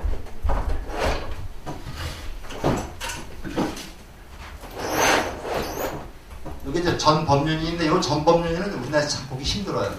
그 다음에 항마촉진, 요렇게 5개를 묶어서 석가모니 부처님의 근본 5인이라고 해요. 근본 5인이라고 하는데, 보통 여원인하고 시무인이 같이 나타나기 때문에 요걸 하나로 묶어서 통인이라고 했을 때는 선정인, 통인, 전법륜인에다가 항마촉진에다가 천지인이라는 게 있습니다. 천지인. 이건 많이 보셨을 거예요. 천지인이라는 것은 우리 부처님이 처음 태어나서 다음 시간에 얘기를 하겠습니다만, 오른손으로는 하늘을 가리키고 왼손으로는 땅을 가리키면서 천상천하 유가덕정 올리고 좌우로 7발자씩 걸었다 그러죠. 이걸 다음 시간에 얘기를 할 겁니다. 요걸 천지인이라고 그래요. 천지인까지 포함시켜서 근본 5인이라고 얘기해요.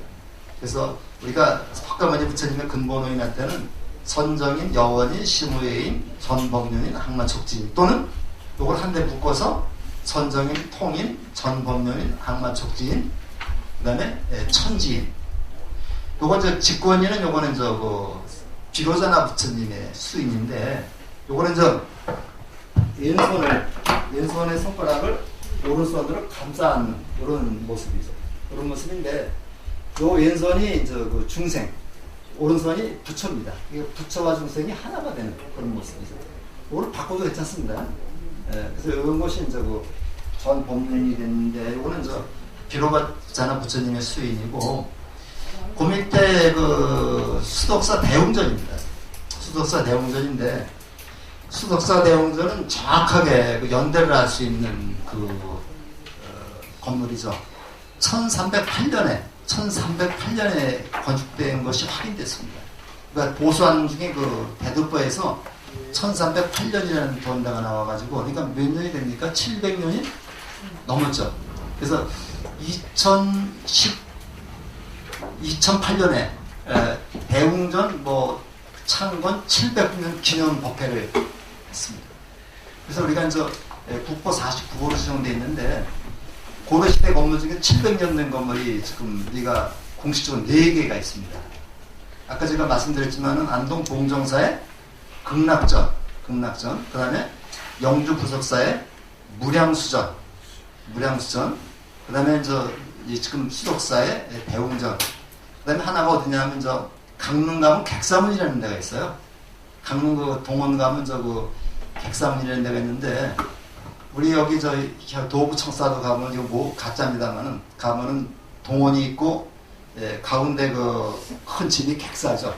객사가 임금님 사신이 거기 묵기도 하고, 임금님 유패를 놓고서 재산이 되는 곳인데, 도부청사에서 가장 중심이 되는 곳이 객사입니다. 그 객사의 문이 지금 강릉에 남아 있는데, 가서 보면은 거의 그 보수를 많이 했어요. 보수를 많이 했는데, 그것도 국보로 지정되어 있는데, 국보로 지정되어 있는 건물이라도 그 당시에 재료가 몇 프로 이상 있으면 그 문화재 해제가 되지 않는다고 그래요. 근데 우리가 객사문에 실제로 가보면은 그냥 옛날 모습은 별로 없고 새로운 거 다 보수를 많이 했습니다. 근데 우리가 그 불교 문화재 여기 수덕사대웅전이나 그다음에 무장수전이나 그다음에 공정한 그 극락전 가면은 옛날 모습이 많이 남아 있습니다. 우리 지난 봄에 수덕사를 다 MT 갔다 오셔서 여러분들은 모르겠습니다만은 대학반 강의 드시는 분들은 거기 가서 설정 스님도 만나가지고 우리 말씀도 듣고 그리고 왔습니다. 조금만 쉬었다 할까요? 15분에 하겠습니다. 그리고 그 고구려 최초의 절은 우리가 초문사와 이불란사라는 절이 있었고요. 그 다음에 백자의 최초의 절이라고 하시는 데는 영광에 가면 불갑사라고 있습니다.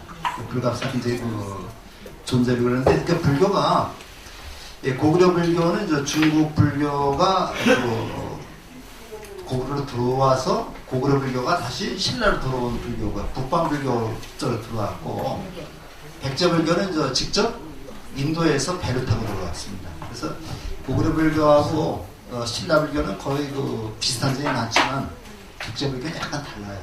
다른데 우리가 다시 생각하면은 중국화된 불교가 아니라 인도 불교의 원형이 백제에 들어왔다 이렇게 볼 수 있습니다. 그 백제 불교가 다시 일본으로 건너간 거죠. 이렇게 나오는데, 이 고구려 그 스님의 아도화상이라는 화상이 있었어요. 아도화상을 우리가 다른 말로 묵호자라고 해요. 그래서 묵호자라는 사람이 있는데, 묵호자하고 아도화상하고 보통 같은 사람으로 취급을 하고 있거든요. 취급하는데, 이 사람이 그 구례집에 모래라고 하는 그런 사람이 있었는데, 모래입니다.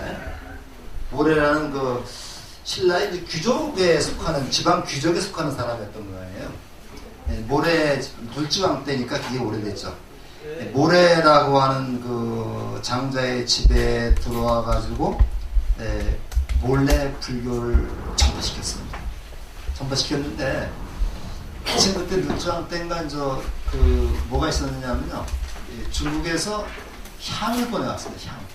향을 보내왔는데, 향의 사용법을 몰랐어요. 몰랐는데, 그 얘기를 듣고, 모래한테 듣고서, 이 아도화상이 향이라는 거를 이렇게 불을 붙인 거는 향기로운 냄새가 나는 걸 가르쳐줘가지고, 직접 아도화상이 임금님 앞에 가서 향에다 불을 붙이니까 향의 냄새가 잘 나잖아요. 그래서 임금님이 신임을 얻게 됐는데, 마침 공주가 병이 났습니다. 공주가 병이 났는데, 이 아도화상이 향을 피우고 일주일인가 뭐 열흘인가 이렇게 기도를 했더니 거짓말같이 그 공주가 병이 나았습니다. 나와서 굉장히 왕의 신임을 많이 받고 불교가 막 전파되려고 하는 시기에 왕이 죽었어요. 그 다른 사람이 이제 왕이 돼가지고 그쪽에는 또 신라 쪽이 이교도라 해가지고 쫓아버렸습니다. 그러니까 아도가 도망을 갔습니다. 도망을 가니까, 모래집에서 도망을 가니까 모래화상이 어떻게 하면 스님을 찾아갈 수 있겠습니까 했더니, 나를 찾고 싶으면 담 너머로 칡넝쿨이 걸러 들어올 것이다. 네 집 담 너머에 칡넝쿨이 올 테니까 그 칡넝쿨을 따라오면 나를 만날 수 있다 이렇게 얘기를 했어요. 그러니까 며칠 뒤에 담벽에 여기 이제 칡농쿨이 이렇게 들어오는 겁니다. 그 칡농쿨을 쭉 따라가 보니까 겨울인데도 복숭아꽃하고 오약꽃, 이 복숭아꽃 오약꽃이죠. 복숭아꽃하고 오약꽃이 활짝 핀 곳에 아두화상이 있는 거예요. 그러니까 겨울인데도 복숭아꽃, 오약꽃이 피어있다는 얘기는 뭐예요? 거기가 길지라는 얘기죠. 그러면서 이제 아두화상이 모래한테 얘기하기를 내가 여기 절을 짓고 싶은데 당신이 좀 시주 좀 하십시오. 그러니까 얼마나 하면 됩니까? 그러니까 쌀 3마리면 됩니다. 그래서 이제 그럼 흔쾌히 대답을 하고 와서 쌀 3마리 사가지고서 이제 보시러 갔는데 쌀떡에다가 3마리를 붓는데도 계속 차지가 않는 거예요. 그래서 나중에 어차피 절을 지어야 되니까 모래가 전 재산을 다 팔아가지고 거기다가 부으니까 쌀떡이 찼다고 그래요. 그 돈으로 건축한 것이 이제 그 도리사라고 했던데 뭐 전란으로 뭐 많이 불도 나오고 그랬다가 조선시대쯤 이것이 건축됐는데 어느 때인지 확실하지 않다고 했습니다. 만약에 고려시대 때 건축됐다면 이거는 국보가 되는데 건물이 그러니까 이거는 조선시대 아마 임진왜란 이후에 아마 건축이 된 것 같습니다. 근데 거기 가면은 세전 사리탑이라는 탑이 있는데 지금도 있는데 그거를 해체 보수하다 보니까 사리가 한 거가 나왔어요. 진짜 사리가 한 거가 나와가지고 그 사리를 다시 사리탑을 만들어 다시 모셨습니다. 다시 모시고서 이제 그 앞에 정멸보궁을 만들었는데 정멸보궁에는 부처님을 따로 모시지 않죠. 그 정멸보궁도 첨대하고 사리는 직접 보수했지만 사리 사지는 보수가 있습니다. 근데 그 사리가 거기서 나온 사리가 굉장히 귀중한 사리라고 그래요. 그래서 그걸 볼 수 있고 그 다음에 거기 3층 탑인가 하나 있는데 보물 정도 있습니다만 우리가 보는 탑하고도 달라요. 그런 탑이 하나 있고 그 다음에 전망대로 쭉 돌아가 보면은 거기서 그 김천 쪽을 보고서 저쪽에다가 절을 지으면 아마 절이 꽤 풍성할 거다 해가지고 그쪽에 절을 졌더니 그게 직지사가 됐다는 직지라는 말이 이렇게 뻗쳐서 가리킨다는 얘기죠. 그래서 직지사가 이렇게 만들어졌다는 그런 얘기가 있는데 그래서 우리가 한번 다 돌아보면서 한번 좀 설명 좀 드리고 그 다음에 거기 야외법당이 있습니다. 우리 야외법당에 앉아서 지금 우리 행사를 한다고 생각하고 있습니다. 그러니까 이렇게 인연 맺는 게 아마 쉽게 갈 수가 없는 데죠. 그러면서 일단은 우리 요 화면을 좀 보고 나서 그 다음에 유인물을 좀 확인하도록 하겠습니다. 대적광전 비로자나 부처님을 모신 법당인데 이 비로자나 부처님 굉장히 좀 기회가 어렵습니다. 근데 이제 이 비로자나 부처님이 어떤 부처님 바이로천하라고 해요. 이거는 이 빛이라고 하는 게 광 또는 빛이라고 하는 게 라는 것이 뭐냐면 이게 지혜입니다. 지혜. 우리가 보통 어리석은 걸 갖다 무명이라고 말하죠. 무명이라고 말하죠. 받지 않은 거라고 얘기합니다. 이 무명과 상대되는 말이 바로 빛이죠. 그래서 요거는 우리가 어리석음이라고 한다면 요거는 우리가 지혜랍니다. 그러니까 요 지혜가 바로 뭐냐면 진리죠. 부처님의 가르친 진리를 그들이 인격화시켜 놓은 것. 인격화시켜 놓은 것이 대일렬의 비로자나 불입니다. 그래서 이건 밀교에서는 대일렬이라고 그래요. 여러분 화엄경은 바로 이 비로자나 부처님이 주불이 됩니다. 근데 비로자나 부처님하고 석가모니 부처님하고 다르다고 생각하면 안 되죠. 모든 부처님은 다 무급에서 나온 부처님입니까? 석가모니 부처님의 가침에서 나온 분이기 때문에 비로자나 부처님이 바로 석가모니 부처님이고 석가모니 부처님이 비로자나 부처님이에요. 그렇게 봐야 됩니다. 그래서 비로자나 부처님의 협시보살도 저기하고 똑같이 문수보살하고 보현보살이 됩니다. 그래서 그 대덕광전 저기 세계를 화엄경의 세계를 연화당 세계라고 해요. 그 다음에 법화경의 세계를 석가모니 부처님의 세계를 사바세계라고 말하고 그 다음에 아미타 부처님의 세계를 극락세계라고 말하고 그 다음에 약사여레불의 세계를 유리광세계 미륵불의 세계를 용화세계라고 말하는데 굉장히 복잡하죠. 나중에 그래서 수인은 직권인인데 잘못 썼어요. 잘못 썼고 우리 유인물 잠깐 보실까요? 맨 뒤에 페이지에 보면요. 맨 뒤에 페이지 보면 부처님 명호와 수인이라고 나와 있죠. 그 부처님 명호와 수인인데 그 비로자나무에서 직권인이라고 써놨죠. 그 한자서는 요것이 맞는 한자입니다. 요것이 아마 너무 급히 만든다 보니까 요거를 좀 잘못 썼습니다. 요 직권 이렇게 쓰는 거 아니고 요 유인물 꽤 많습니다. 그 다음에 대적정의 세계라고 하는 것도 이 보통 정이라는 거는 우리가 보통 그게 선정, 선하고 정하고 똑같은 거거든요. 근데 이거는 정자 잘못 썼어요. 묘한 세계이기 때문에 대적정의 세계를 여기 써야 되는 거예요. 이거 고요정자죠. 그래서 고한 그러한 그 열반의 세계를 나타내기 때문에 대적정 이렇게 나옵니다. 그 다음에 비로자나무를 그 가운데에 모실 때는 우리가 중앙에 법신불로 모시고 노사나불이 보신불인데 이 보신불은 수행의 결과, 수행의 과정을 석가모니 부처님이 6년 동안 수행을 하죠. 그 수행의 과정을 인격화시켜 놓은 것이 보신입니다. 이 보라는 게 보답받는다는 수행의 결과를 보답받는다는 얘기죠. 그 다음에 요 부처님이 진짜 인간으로 나타나서 중생과 마주하는 게 화신불이라고 해요. 여기가 보면요, 비유를 해보면요, 하늘에 달이 있죠. 달이 길립니다. 이 달이 달빛을 쫙 비추면은, 달빛을 비추면은 강에 뭐가 나타나요? 그림자가 나타나죠. 그럼 그림자를 사람들이 볼 수가 있는 거죠. 그래서 요 강에 저 달빛이 달이 비로자나불이라고 한다면 달빛이 보신불이고 그 다음에 거기에 나타난 강에 나타난 그 모습이 화신불이 되는 겁니다. 근데 그 화신불이 한 강에만 비치는 게 아니라 모든 강에 다 비치죠. 그렇죠? 달이 모든 강에 다 비칩니다. 이게 월인청강이죠. 우리 그 세종대왕이 쓴 월인청강지곡이라고 하는, 그죠? 그런 노래가 있어요. 그래서 이게 이제 달빛이 진리가 모든 사람마다에 다 비춰가지고 그 사람이 부처가 된다고 해서 이걸 월인청강이라고 해요. 그래서 우리가 그 석가모니 부처님 화신불을 얘기할 적에 1100억 화신, 1100가지의 모습을 나타낸다. 그런 게 화신불입니다. 그러니까 우리가 저 쪽에 아픈 사람한테 누가 부처님이에요? 의사가 부처님이죠. 그죠? 배고픈 사람한테는 밥 쥐어주는 사람이 부처님이죠. 다 그렇게 다 부처님입니다. 집에 가면 전부다가 밥 쥐어주는 사람이 부처님이고 개한테는 먹이 주는 사람이 부처님이죠.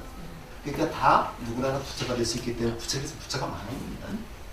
자, 이거는 불국사의 그 김호정 부처님인데 제가 한 30대쯤 돼서 불국사 거기서 연수를 하는데 갔는데 대웅전에서 참배하니까 하고 이 비로전에 들어가니까 그 비로전 법당보살이 이분은 석가모니 부처님보다 높은 부처님이다 그렇게 얘기하더라고요. 근데 왜 그러냐면 아마 삼신불회 때 가운데 비로전화 부처님이 있기 때문에 그래서 얘기를 해가지고 내가 깜짝 놀라가지고 뭐가 불교육이 잘못됐다고 생각을 했는데 요거는 저희가 가면은요 불국사에 가면 대적공전이 아니라 비로전입니다. 그래서 가운데 대웅전이 있고 그 밑에 미타전이 있고 국락전이 있고 그 뒤에 대웅전 뒤편에 비로전이 있는데 비로전이라 할 때하고의 명칭과 대적광전이라 때의 명칭이 달라요. 대적광전이라고 해서 같이 비로자나불을 모셨는데 대적광전일 때는 그 절의 중심 정각일 때 해인사라든가 그 다음에 그 금산사 같으면 대적광전이 중심 정각이고 대웅전이 따로 없습니다. 이럴 때는 대적광전 또는 대광명전이라고 해요. 근데 대웅전이 있으면서 중심 건물이 아니고 부속 정각이 됐을 때 부속 정각에다가 비로자나불을 모셨을 때는 비로전이 되는 겁니다. 비로전이 되는 겁니다. 이게 달라요 이게.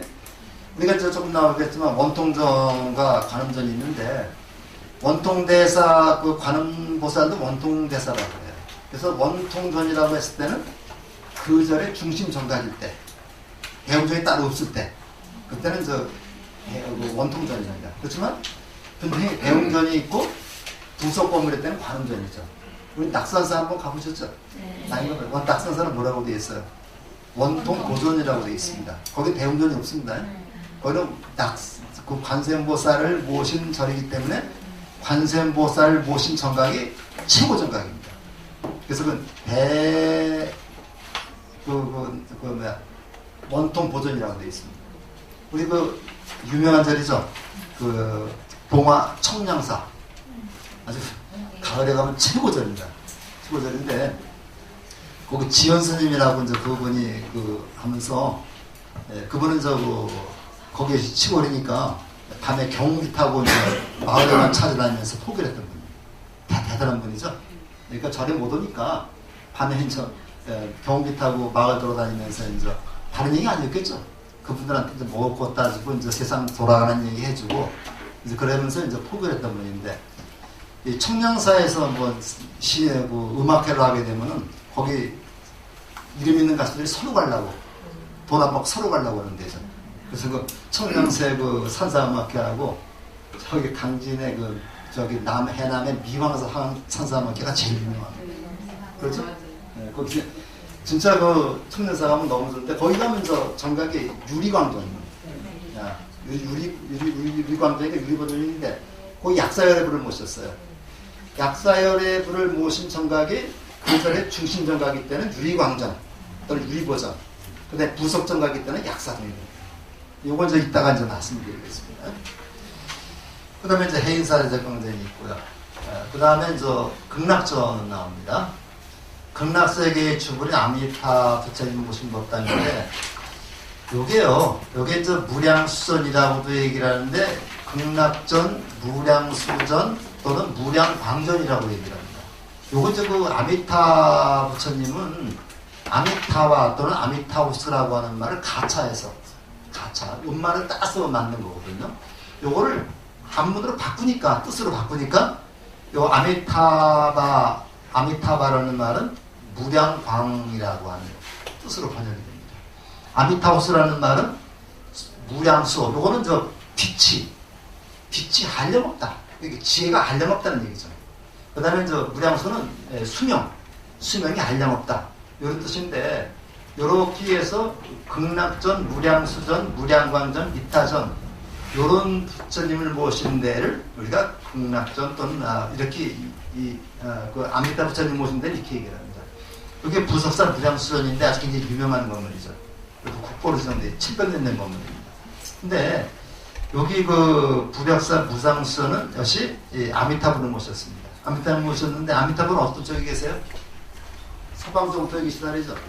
서방정토에 계시고, 아미타불은 약사여러분은 동쪽에 계십니다. 왜냐하면 약사여러분은 병을 고쳐주는 분이니까 동쪽에 있어야 되죠. 그 다음에 아미타불은 죽음을 관장하는 분이니까 서쪽에 있어야 되는 거죠. 그래서 여기 가면 다른 절에는 이렇게 들어가면 법당을 보면은 어간에서 보면은 정면으로 볼 수 있는데, 여기는 부처님 이쪽에다 모셔놨어요. 이쪽에다 모셔놔서 이쪽을 보고 있습니다. 서쪽에서 모셔놔 이쪽을 보고 있는데, 요런 절이 몇 군데가 있습니다. 그리고 마곡사 가면 무량광 거기도 비로자나무를 모셔놨는데 서쪽에다 모셔놓고 있고, 아까 말씀드린 영광의 불갑사도 가면 그렇게 모셔놓고 있습니다. 몇 군데가 있습니다. 관세음보살이었고, 약사전 또는 미륵전, 재난과 질병을 쓰는 약사를 모신 법당인데, 동방정유리의 교주를 모신 곳이다. 유리같이 맑고 깨끗하다는 얘기예요. 그러니까 우리가 아픈 사람한테는 뭐가 돼야 돼요? 깨끗하고 햇빛이 비침으로써 새로운 삶을 갖게 해주는 거죠. 힘을 갖게 해주는, 이게 그래서 약사열은 항상 동쪽에 있습니다. 우리가 저기도 보면, 망궁에도 보면, 경복궁에도 가면 다음 왕이 될 사람을 동궁이에요. 왜 동궁이라는지 아세요? 왜 동궁이냐면 근정전이 가운데 있죠. 근정전이 가운데 있는데 그 동쪽, 근정전의 왼쪽이죠. 동쪽에 있는데, 동쪽이 왜 동쪽이냐? 햇빛을 받기 때문에 새로운 시작입니다. 새로운 시작을 하는 다음에 왕이 될 사람이 머무는 곳이라 그래서 바로 그 근정전의 동쪽에 있다 동궁이 되는 겁니다. 그러니까 동궁마마 이렇게 얘기하는 겁니다. 그래서 이렇게 얘기를 했고 만월보전이라고도 얘기를 하는데 일반적으로 이제 약사전 부속 건물일 때 약사전이라고 되고 이것이 그 중심 정각이기 때문에 유리광전 또는 유리보전 이렇게 얘기를 합니다. 그러니까 저 협시보살도 월광보살, 일광보살 한데 뭐가 들어가요? 그거 달림이고 핸림이죠. 그러니까 그 밝게 어둠을 물리쳐준다는 역할을 하고 있어요. 그건 이제 약사열에 불리고 미륵전은 저 미래에 부린 미륵부처님을 모신 법당인데 뭐 용화전이라고 하는데 그 미륵부처님이 세 번의 설법을 통해서 중생을 제도한다를 그 세계를 용화세계라고 그래요. 그래서 어디서 부처가 되느냐? 용화수 밑에서 부처가 된다. 그래서 여기 이제 그 용화전이라고 되고 요 미륵이라고 하는 마이트레아라고 얘기를 하는데요. 미륵이라는 말의 어원이 자시, 자비의 보살이다. 이렇게 해서 우리가 얘기를 하는데 이거 미륵전이라고 하는 말은 가차, 마이트레아라고 하는 한자를 그대로 영어 인도 말을 그대로 본떠서 음만 본뜬 거고 자시전이라고 하는 말은 요거를 뜻으로 해석한 그런 것이 되겠습니다. 무슨 말씀인지 알겠죠? 석가모니 부처님도 이제 그것은 음으로 본다는 겁니다. 샤카문이라고 하는 것 같다가 아까 아미타 부처님 얘기를 했는데 아미타 부처라고 할 때는 음을 본다는 거고 요거를 무량광불 또는 무량수불이라고 할 때는 뜻을 풀어서 얘기하는 거다. 요게 이제 그 금산사에 있는 미륵전인데 굉장히 그 중요한 그 정각입니다.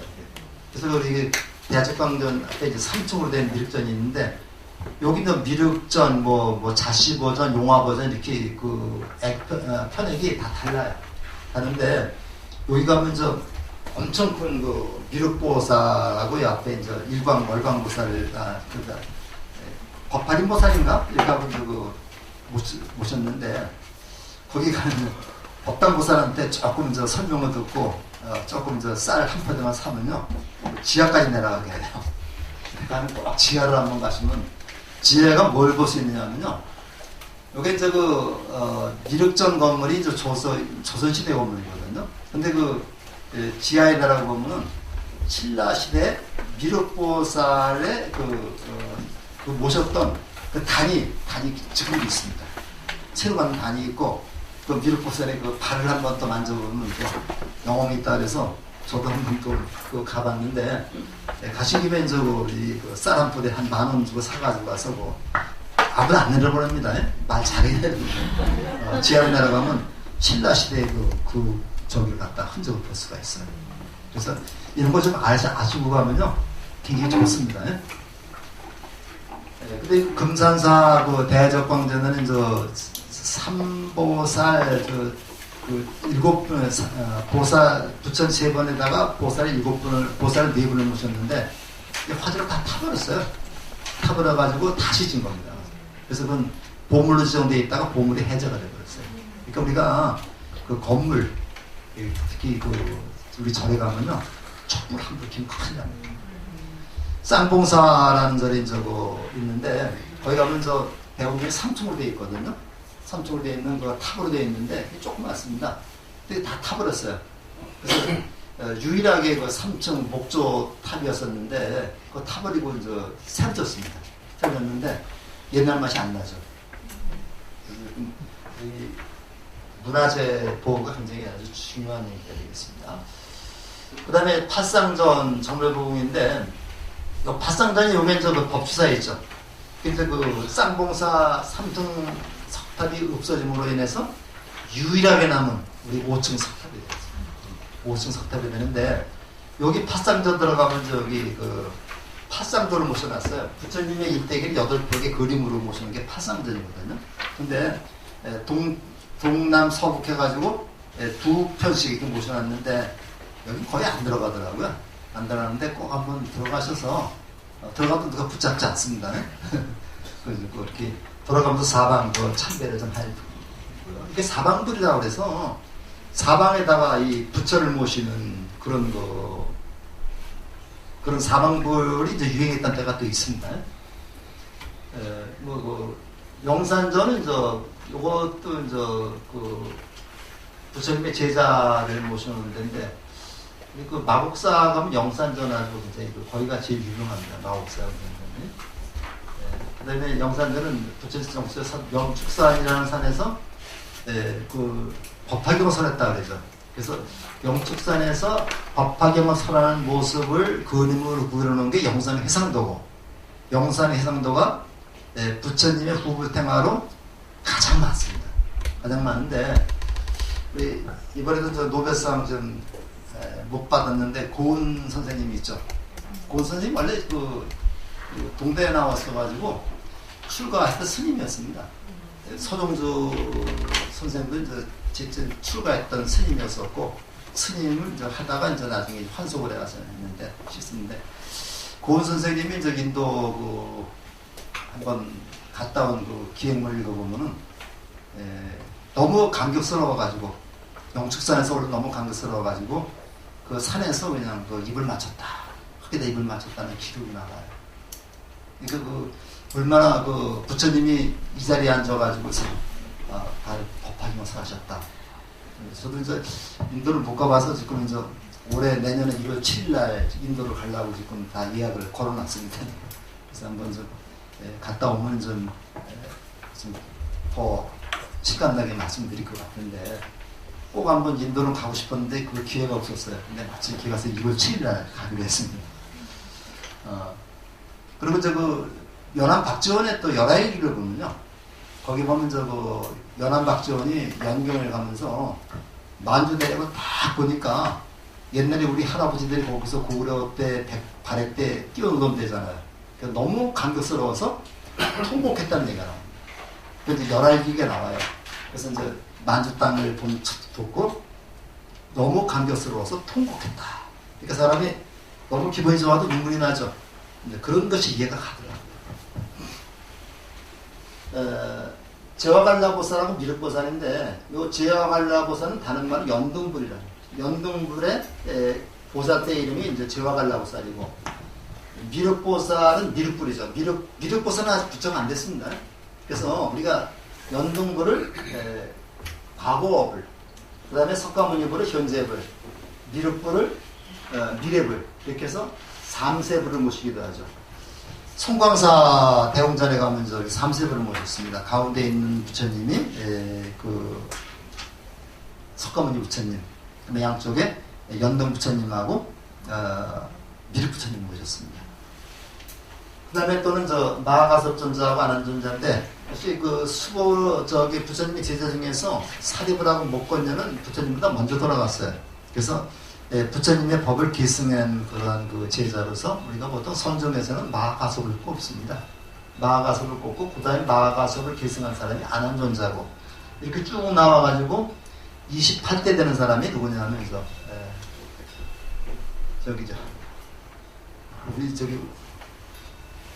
저기 사람 누구죠? 달마대사. 달마대사가 28대 되는 사람이고, 달마대사 그 법을 계승한 사람이 해가, 그 다음에 승창, 도신, 홍인, 예능 6명이 나오죠. 그래서 28명에다가 5명, 한 배 합쳐 5명 합쳐가지고 삼삼조사라고 그래요. 삼삼조사 33명이니까 삼삼조사를 가지고 우리가 절을 범정을 33번 돌리는 것을 거기서 연으로 찾기도 합니다.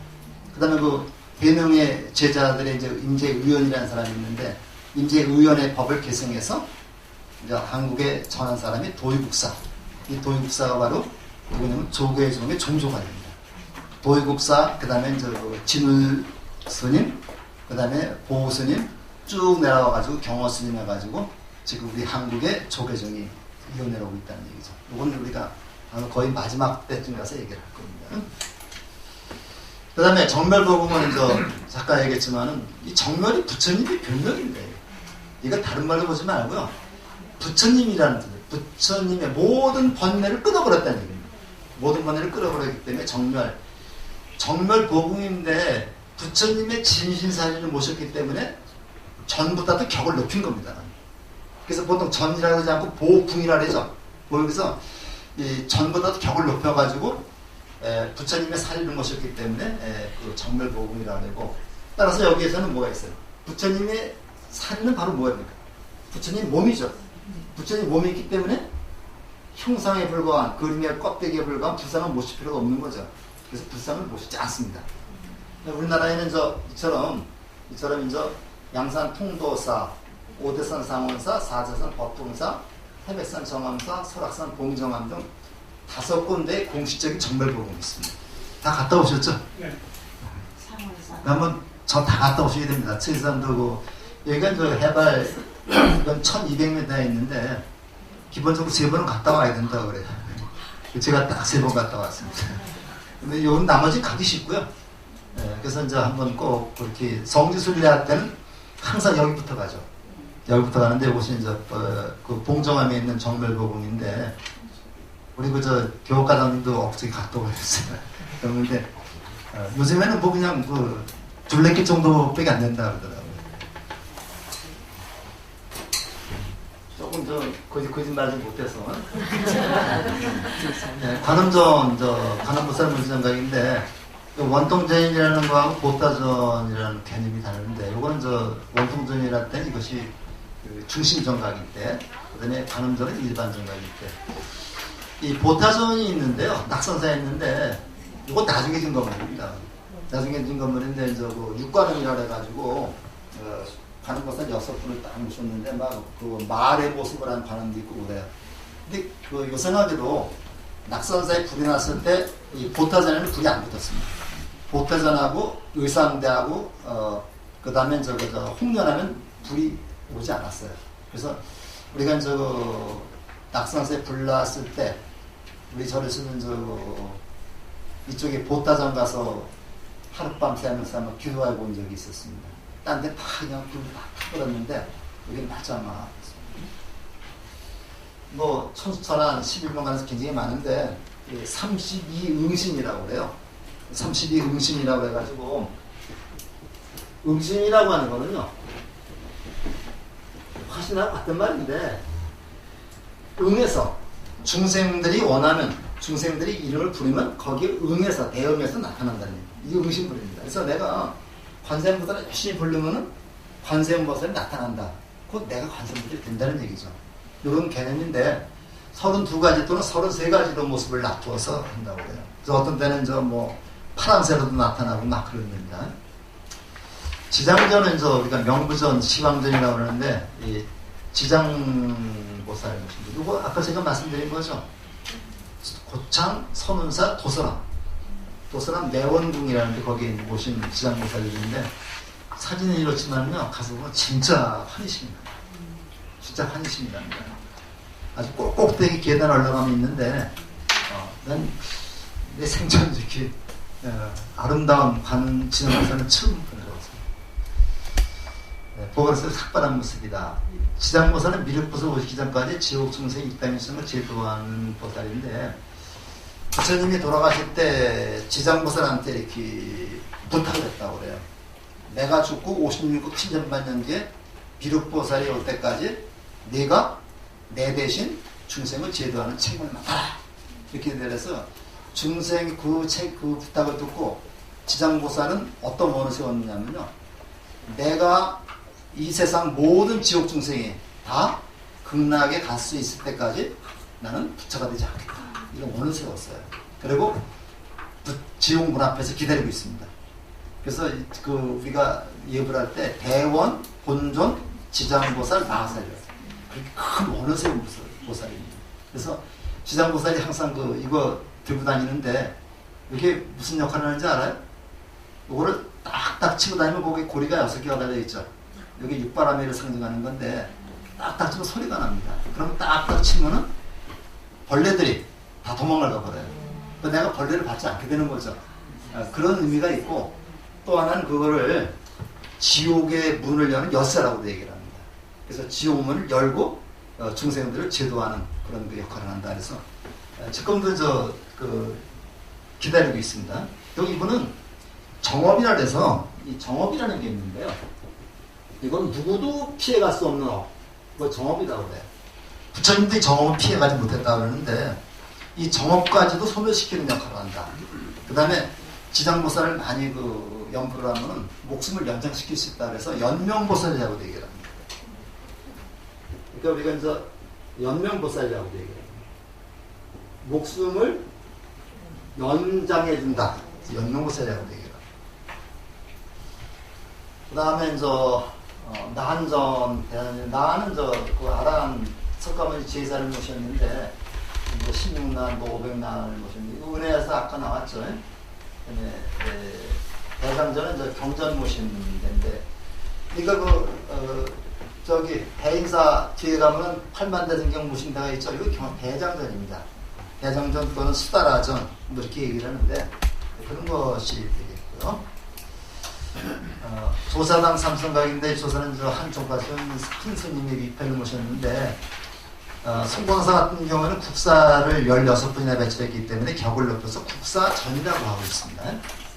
그 다음에 삼성각은 토독신으로 불교에 수렴했는데 이렇게 삼성을 별도로 모실 때는 같이 모실 때는 삼성각, 따로따로 모실 때는 칠성, 독성, 산신각이라는데 특히 동성과 독성은 요거는 우리가 벽지불이라고 얘기를 하는데 그런 대표적인 분이 나반존자입니다.